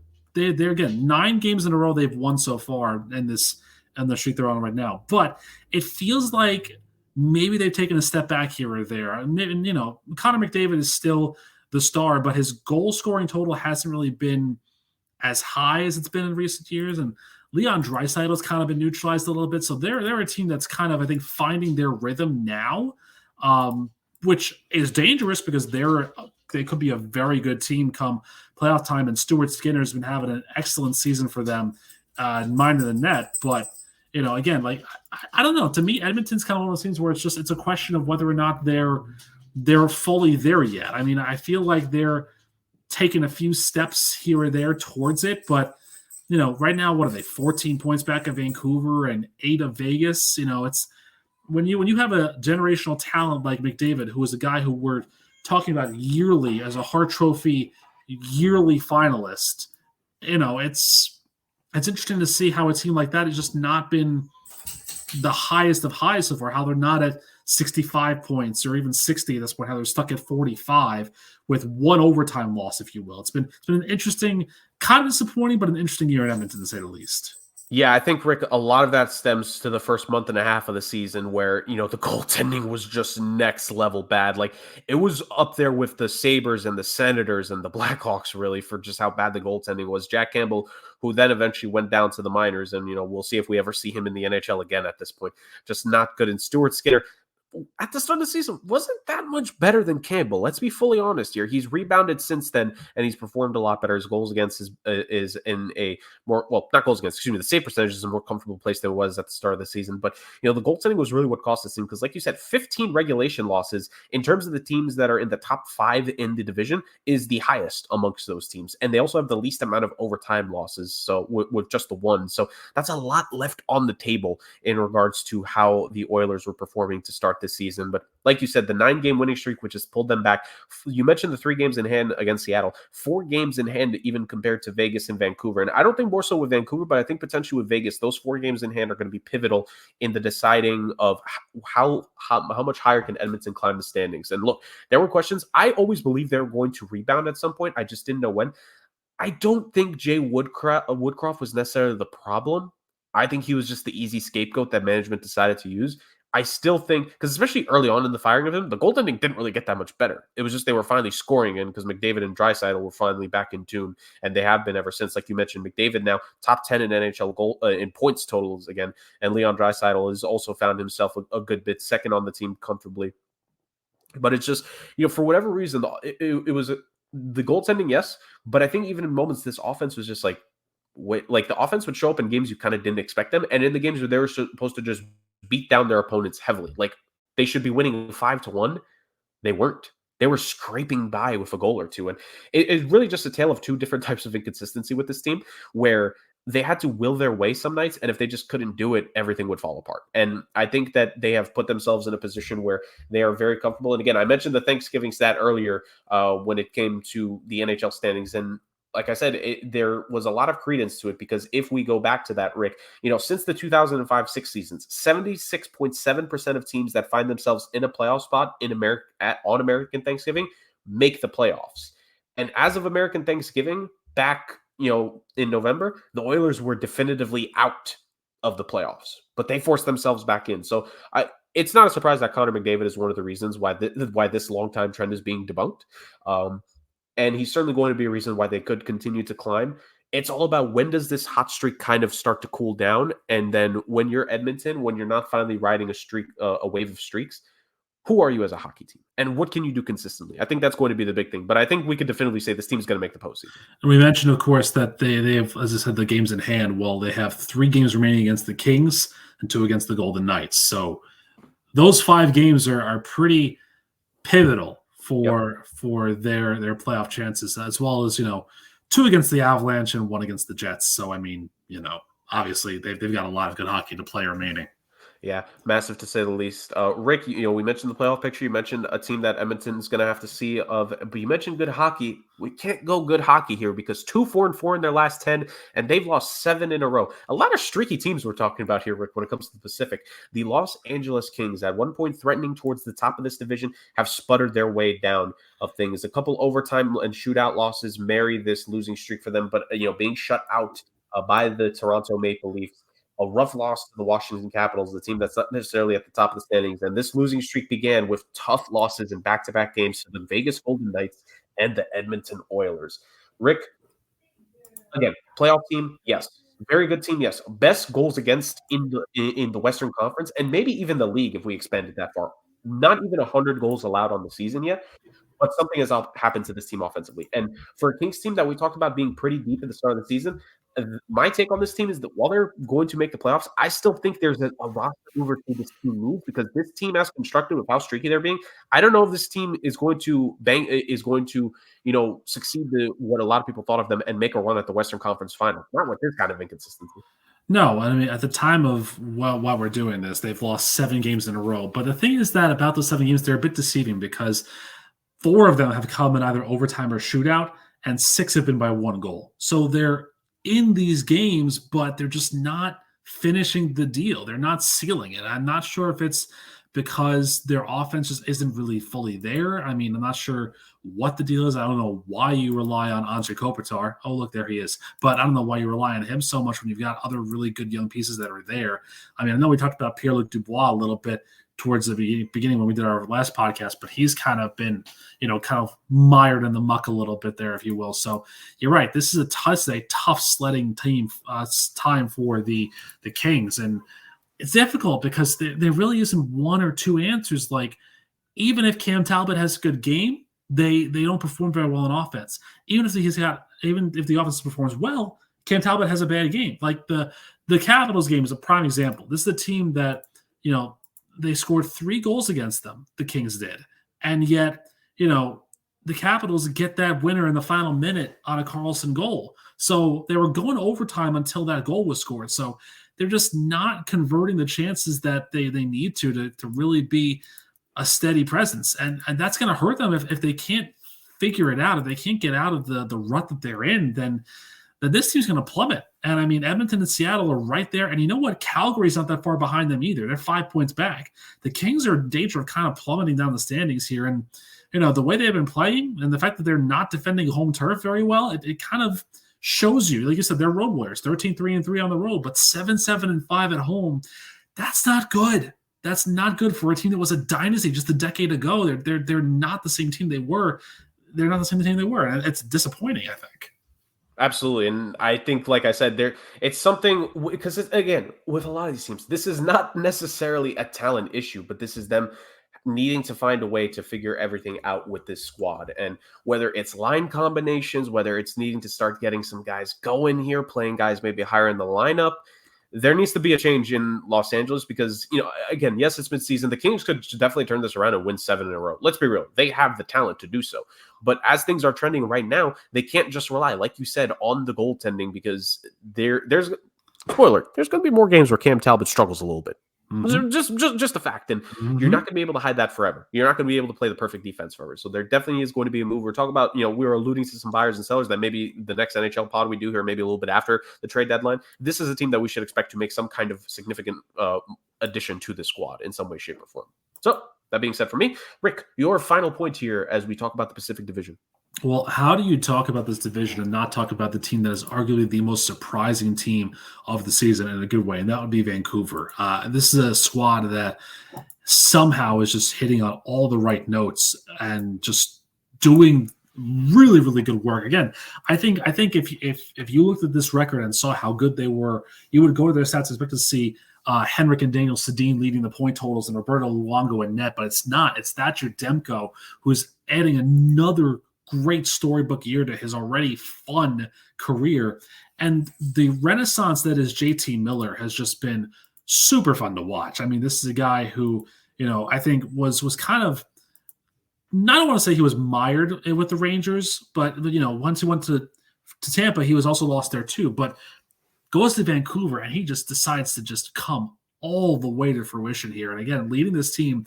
And the thing is too, that he's not a guy who needs to score all the time. Like his best season with the Canucks 2 years ago, he had 67 assists. He had 99 points. He's on pace for over 100 right now. And a bunch of them are going to be assists because he's got scorers on this team. Boser and Pedersen have been excellent. Even Höglander's got 12, you know? So this is a team that's finding the right time to hit their stride. And they're a surprise. They're a really, really surprising team in this Western Conference and in the NHL as a whole. And it's one of those things that I think is pleasant to see because, you know, for a while, I think we all despised Vancouver because they always seemed to get to that point. They could never get to the big one. And when they did, they lost and then they rioted in the streets, you know, Canada.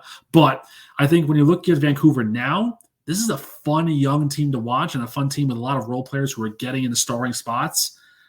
You know, I use that term again. They're role stars. Give them their role. You know, why not? Yep.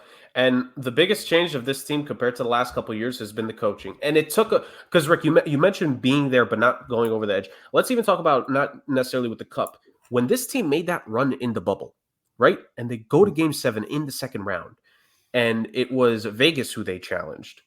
A lot of people had faith in them after that season, and what kind of Vancouver team were we going to see?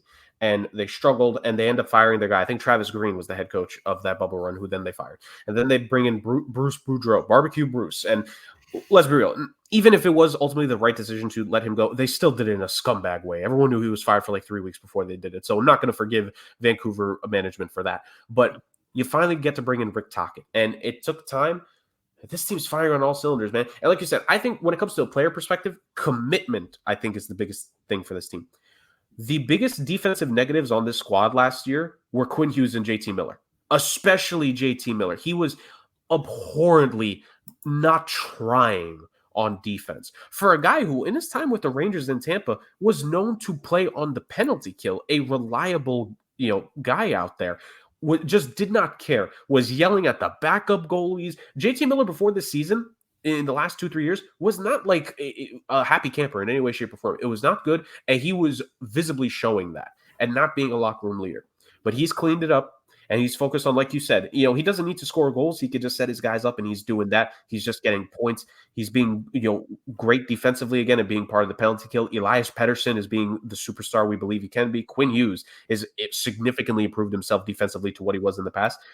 Brock Besser, Filip Hronek, who was a last-second trade at the deadline last year, phenomenal. Second leading scorer defensively, and the perfect pairing for Quinn Hughes.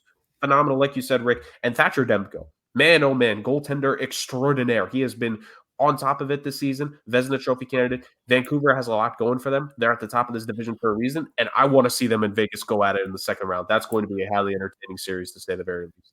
I agree. I mean, my main thing with Rick Tocchet is that, this is a team that I think is overachieving, and Tocchet's been an excellent coach for them, but he's only had one prior stint when it comes to postseason. And that was back in 2019-2020 with Arizona, and it didn't really go very well for him. So, I mean, this is a guy who, push comes to shove, he may not be able to get them over the top when it comes to postseason. We got to see more from him when it comes to other guys, other coaches that have coached in that situation before. So, like we said, this is a team that I think is overachieving right now, and they, it might be a good showing for next year, because if they run into the buzzsaw right now that is Winnipeg, or even if Colorado gets right, I don't know if Vancouver's going to be able to keep this going. But it's a lot of fun to watch. Absolutely, and certainly plenty of good hockey, and in the Western Conference as well, to challenge the defending Stanley Cup champion Vegas Golden Knights. It'll be something we're all looking forward to. How interesting do divisions have to be where the defending Stanley Cup champions don't need to be someone we directly mention like that? That's how interesting the West is as a whole. Well, I think you and I are also two people that like talking about the stories rather than just going rote by rote on, these guys are really good, they're the defending champions. So we spread our love around to people that deserve it, and then San Jose. Absolutely. And San Jose. Poor San Jose. I hope you guys get the first overall pick this year. So with that being said, Rick, let's move on to the final segment of the show that we alluded to at the beginning. Let us talk about our personal award winners. Right now, the season were to end today. Who are we giving the hardware to? So, Rick, what award do you want to start off? You want to go with the Hart right away, or do you want to start with maybe the Vezina? Let's start with the Vezina, and I like that. Let's start with that. I'll start with that. I think your top two in this are Hellebuyck and Demko, honestly, but I think Connor Hellebuyck's just having a ridiculous season that needs to be talked about in like the annals of history. And so I will say Connor Hellebuyck for sure is my Vezina Trophy pick. Yeah, I don't blame you at all. This dude is fifth in save percentage and third in goals against, and some of the guys in front of him have not played nearly as many games as he had, to say the very least. It is a combination of the stats he's putting up and the significant game load that he has had to take on. 30 games so far played for him. Definitely, I think leads the goaltenders that are in the top five, around him in those stats. Some of those other guys have played like 15 games or maybe 17, 18, 19 like that. He's played 30 for Winnipeg, and he's showing his worth for that team.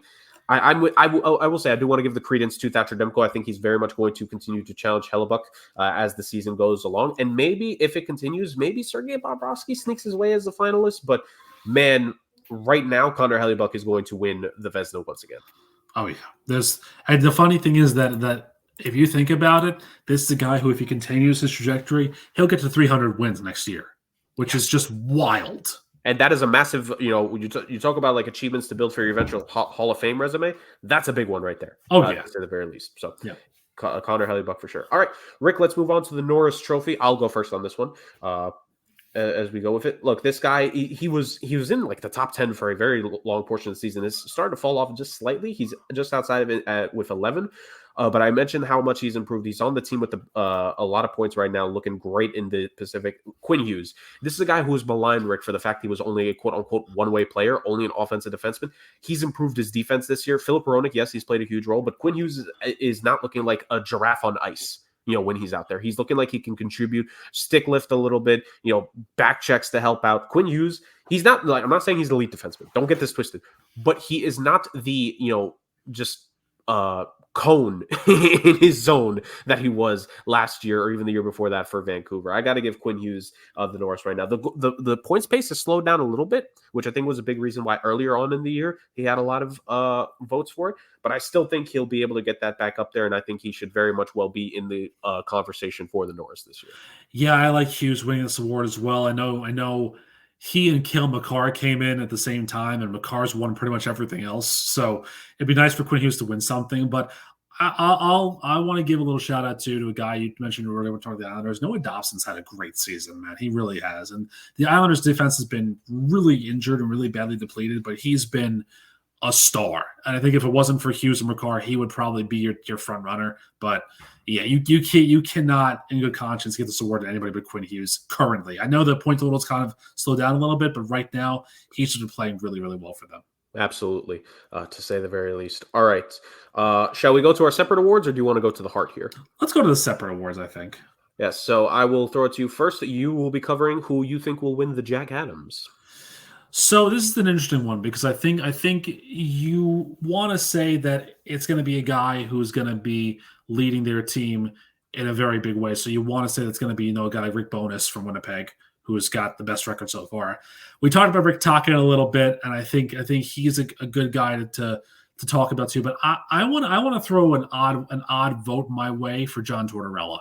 I really do, because I mean, is there anybody more entertaining right now than John Tortorella? And the Flyers have been stellar this season. They refuse to quit, and this is a squad that I think if they get into the playoffs, they can be dangerous, but they could also be a nuisance for the rest of that division, the rest of that conference in general. So I know he's going to be either Tocchet or Bonus, but I'm gonna give my vote to Torts. Like he's hilarious, man, and I think he's also just a guy who his team rallies around. The Flyers seem to really love him, which is amazing. That a Philadelphia franchise loves a coach who's a bit of a jerk. It's interesting. So I'll take Tortorella for this one. I don't blame you at all. He's definitely going to be a candidate for it with the way he's gotten the Flyers to perform this season. He definitely deserves to be in the convo, and at the pace of things, maybe we'll be a finalist at the end, so I don't blame you for that whatsoever. And not too many guys you could put in the convo. I think you said the only two guys that people would probably definitively put ahead of him in the voting, which would be Bonus and Tocchet, to say the very least. And Jim Montgomery, he was in the conversation last year when it came to the Bruins all-time season. I don't think people will give that to him again. Maybe Paul Maurice with the way Florida's done in the East, but aside from that, that's a really good one right there. I don't blame you at all, Rick. I'm going to cover the Calder Trophy in my vote. And look, he's hurt. I understand it. And injuries do cost people. But he has a 9-point lead in the total points pace for rookies right now. He's probably going to lose the goalie. He's only ahead by 3 goals there. But he has a 9-point lead. And if he only misses the projected 6 to 8 weeks, depending on the pace of the other rookies going, I still think he might have an outside shot at getting it if his point total keeps to the pace. Connor Bedard, right now, again, we have to say right now, yes, there's injury. Yes, he's going to miss time. But right now, pre-injury, Connor Bedard was the definitive favorite to win the Rookie of the Year award, to win the Calder Trophy. And the leading point scorer of all the rookies, with the fact that there is nothing next to him on that cesspool, that wasteland of a goddamn team. An organization that, Rick, I was telling you in the offseason how disappointed I was. The fact that they literally put nothing around this kid to help him put up any points. The fact that he had 33 points in 39 games. How? He's the only person on this team that is a threat offensively. And he was leading rookie point scorers to this point. I'm sorry, but at least you have a generational talent with your top pick this season. Load management Leo over in Anaheim has just been an absolute disaster for me, for the Ducks. So at least you have somebody. And even even Adam Fantilli is doing a lot better for Columbus than Carlson in Anaheim. Yeah, what a terrible pick. The two of them have certainly been up there. You mentioned Fantilli third, tied for second, actually, excuse me, as we're recording this in point scoring. Marco Rossi on Minnesota is who he is tied with from a couple drafts back. Luke Hughes has performed well. I think he'll get some consideration. Again, I mentioned Logan Cooley before when we talked about Arizona. Again, if the goal scoring was a little bit more, Rick, I think he would have a prime opportunity to take some more attention in this race. And barring a big second half of the year, he'll probably stay a little bit further down. Interesting to see because they haven't had a goaltender win it in a little bit. But you mentioned him earlier. Kochetkov on Carolina is technically classified as a rookie. It's a little bit complicated because he was there with them last season. He was their third goaltender last year. It's kind of their second/third again this year. But he is counting as. I'm not here to make the excuse that he shouldn't count that. That's not what I'm saying. I'm just saying, like, I don't know if the voters will take that into any account whatsoever. I don't know how the NHL voters vote in terms of their mindset. I can criticize the NFL and the NBA. That I very much know how they love doing that. The NHL is a little bit more guarded to it. And if Kochetkov, if he is the reason that the Hurricanes take a significant turnaround, if he gets to like 30 wins, I can't really take that away from him. I also do want to give a point here for, I know they classify him as a rookie as well, but Brock Faber is also classified as a rookie from Minnesota. Yeah. This is a guy who is basically on the ice the entire game. Like, he's averaging over almost 25 minutes of ice time, which is the highest in NHL history among rookies, and 20 points so far. He's a stellar candidate. I think he'd be a nice second option if Bedard for some reason is not given this trophy on a silver platter. Come on, Bettman, do the right thing. You mentioned it with the ice time, and yeah, he's played a lot. The top 4 rookies in terms of time on ice actually are all defensemen here, Rick. It's Brock Faber, Simone Nemec, and Luke Hughes are second and third, both on the Devils. Korchinski on the Blackhawks, because he's probably the only decent defenseman we have. And actually, no, excuse me, it was 5, because Jackson Lacombe on the Ducks, actually, Rick, is 5th. And then you get to Bedard. Oh, are you shocked to hear that a Duck is up there? Look at that. How about that? Look at that. A good Duck. a Duck that they actually play out on the ice. How about that? And then Bedard is the first rookie forward who appears on the list. There's actually only, hold on, you won't believe this. There's only one other rookie forward in the top 10 in time on ice. Do you want to guess who? No. Who? It's Leo Carlson. No. So it looks, Rick, we have the 2 forwards from this past draft class that play a lot of minutes, apparently. Load management, Leo. So as Rick recovers from that, let's get on to the final talking point here. This is going to always be interesting no matter what. Rick, Hart Memorial Trophy, MVP award for, again, those of you who are new to hockey. Well, again, welcome to the show. Hart Memorial Trophy here for this NHL season. If you have to give it to someone today, who are you giving the Hart to? I think it's a toss-up between 2 guys. And I'm giving the side here to Nathan MacKinnon from Colorado. I mean, he's in his last 18 games going into our recording of this, he's got 36 points. I mean, the guy is just firing on all cylinders, and he's so entertaining to watch. He's really come into his own. You could understand Nikita Kucherov winning this one as well, but I think for my money, listen, Colorado could go further in the playoffs, and I think you see a lot more McKinnon anyways. So I'll gravitate that way. I think he deserves it, but it wouldn't surprise me if Kucherov takes it as well. Yeah, and Kucherov, a former MVP winner in his own right, has been known to go on scoring tears. He himself is on a pretty good, early this season, it felt like he was the guy in Tampa where just no matter what, they would go to him for the offense to help support things. So that just goes to show how phenomenal he has been, to say the very least. I don't blame you. I'm going to give my tentative vote to McKinnon, but Kucherov is still very much up there as well. I think right now it's a toss-up between the 2 of them. I'll give, like we mentioned before, but I think, because the NHL, they only give like the top 3 nominees, like when it comes to the award show. So it's like, I think it's the conversation of who's going to be the 3rd nominee amongst them. JC Miller is certainly going to be up there in the conversation. I think Artemi Panarin deserves to be in the convo for sure. And then David Pastrnak and Sam Reinhart, just a couple of the names that are going to be up there, to say the very least. I'm really going to be intrigued to see, Rick, I think they're going to try to keep the award away from McDavid this time around. I think they're like, nope, Connor, it's too late. You're not getting it. Yeah, I think too, Austin Matthews is who gets some consideration as well. 33 goals, 48 points for a Toronto team that we're not really talking about that much, but I mean, he's been a really good player for them.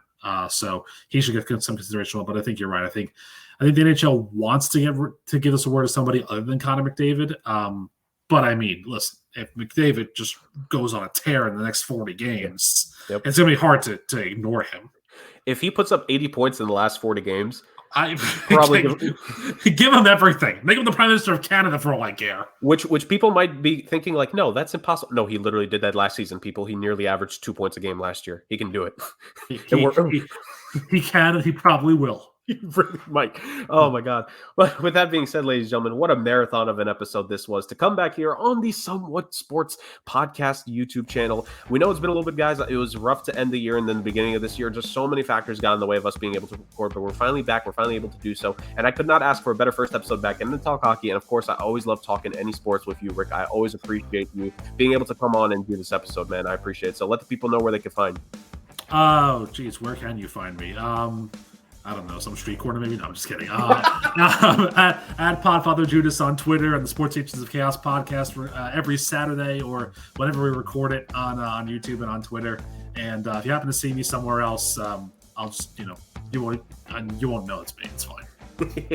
So with that being said, ladies and gentlemen, thank you so much for joining us. And Rick plugged another podcast there. I'll plug this one, of course, at SomewhatSports on Instagram for all of the updates whenever we post episodes and when we do our predictions. The regular season NFL predictions has ended, but that doesn't mean we're going to stop. We have our NFL playoff predictions here, and I nearly said NBA there. It's going to be a lot of interesting talk heading into the NBA trade deadline here within the next month or so, and we're going to be excited. Chris and Dame have been chomping at the bit to come back and talk football, talk basketball. We're going to have plenty to talk about over the next month, so come back with us for the ride of a lifetime. 2024 will be yet another year of the Somewhat Sports Podcast. So thank you so much for joining us on this edition of the Somewhat Sports Podcast, which is on YouTube, of course, which you are listening to with your beautiful ears right now, and Spotify. And we'll see you guys next time.